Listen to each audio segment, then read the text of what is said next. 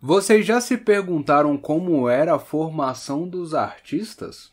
Yo pessoal, beleza? Tudo bem com vocês? Aqui quem fala é o Zek e hoje a gente vai saber mais um pouquinho disso. A ideia de fazer esse vídeo e mais alguns nesse mês, antes de continuar a nossa minissérie sobre arte contemporânea, veio de quando eu estava lendo um livro sobre história da arte. Sabe aquele lá do Gombrich? Não dá para ficar a vida toda dependendo de artigos escolares da internet. Uma hora a gente precisa partir para algo mais completo, robusto e confiável. Apesar de parecer um livro generalista sobre o assunto, ele se foca mais na história da arte europeia. Mas ainda assim é um achado. E como eu já estou no capítulo 12, eu resolvi falar um pouco sobre alguns assuntos que apareceram no meio do caminho, como por exemplo, a formação do artista. Mas a formação profissional, por assim dizer, era muito diferente da atual e variava de acordo com local, região, país e época. Como estamos falando do Ocidente, estaremos falando da Europa, mesmo que o Ocidente não se resuma a ela.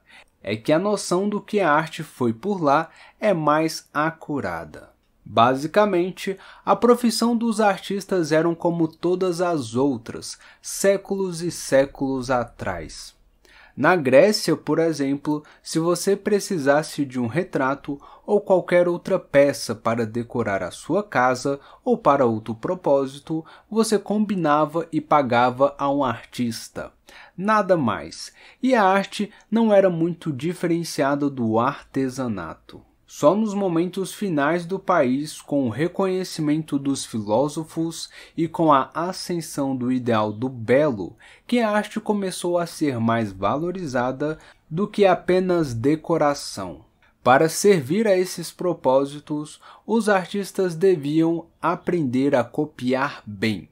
E isso bastou por um tempo. Existiam os grandes mestres que inovavam na pintura, arquitetura e escultura e os que copiavam. E basicamente, sua formação se dava em um ateliê ou oficina onde ele tinha que copiar as obras que existiam ali.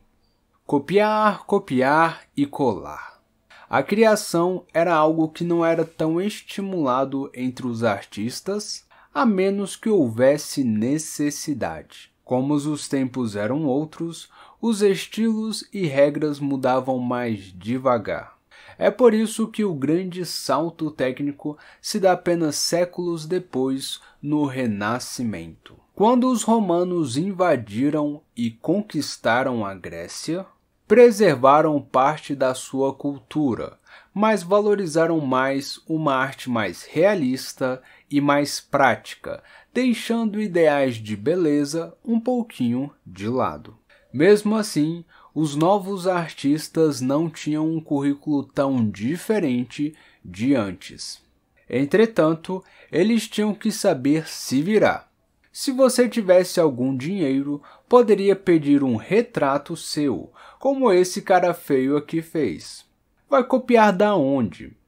Os exercícios de cópia e observação davam aos artistas excelentes bases para reprodução e acabamento, mas eles também estudavam o mundo o suficiente para reproduzir algo próximo da realidade, ainda que com instrumentos primitivos e uma teoria que estava apenas se formando. Na Idade Média, onde a influência da Igreja foi soberana em grande parte das vezes, a necessidade de decoração e de representação dos santos de forma a educar os fiéis, porque muitos não sabiam ler, exigiu a criação de oficinas de artífices, anjos, santos e até o próprio Jesus Cristo foram criados e reproduzidos inúmeras vezes por eles. Todavia, esses mesmos artífices eram desprezados por seus encomendadores por trabalharem com as mãos. Durante a transição da Idade Média em diante, surgiu a necessidade de criação de escolas, academias e instituições pelas quais os artistas frequentassem e adquirissem um tipo diferente de educação, além de contribuir para sua profissionalização e respeito da profissão. Havia outro motivo também: a diferenciação entre artes e ofícios, o artesanato e as demais artes. Como eu expliquei no vídeo sobre a diferença entre artes plásticas, visuais e belas artes, algumas artes eram mais valorizadas do que outras. Foram nas academias de arte que conceitos como crítica e qualidade foram erigidos e aperfeiçoados, levando aos artistas se superarem constantemente. Mas as academias e o academicismo é um assunto para outro vídeo. O que veremos aqui é o currículo dos artistas, isso é, o que eles tinham que aprender. E sobre isso, era algo muito próximo das diminutas oficinas na Grécia, Roma ou na Idade Média. Copiar. As academias variavam de tamanho, forma e valor da mensalidade, mas incentivavam a cópia dos grandes mestres como forma de aprendizado. Claro, existiam aulas de observação e modelo vivo para o aprendizado de anatomia, perspectiva e luz e sombra, mas a cópia de quadros e estátuas era parte do cronograma. Havia espalhados pela sala membros e cabeças de gesso, assim como estatuetas em diferentes tamanhos para serem copiadas e estudadas pelos alunos. Conforme os alunos progrediam, poderiam avançar para níveis mais difíceis. Algumas escolas e academias mantinham contato com artistas locais, alguns conhecidos. Mandavam seus alunos aprender com esses pintores e escultores experientes. Uma espécie de estágio, mas eu não sei se era remunerado. Começavam pintando objetos sem muita importância ou pequenos pontos de uma pintura e gradualmente passavam para partes mais complexas. Chegavam a finalizar um quadro inteiro só com o esboço do artista, e nesse ponto já estavam prontos para pegar suas primeiras encomendas. Claro, isso não durou para sempre. Os movimentos de arte vieram e os artistas e aprendizes tiveram que superar desafios e uma concorrência cada vez mais afiada e habilidosa. Depois veio a câmera, quase acabando com a profissão dos retratistas. As vanguardas de arte ocidental vieram, impulsionadas por avanços no mundo inteiro e em diferentes áreas.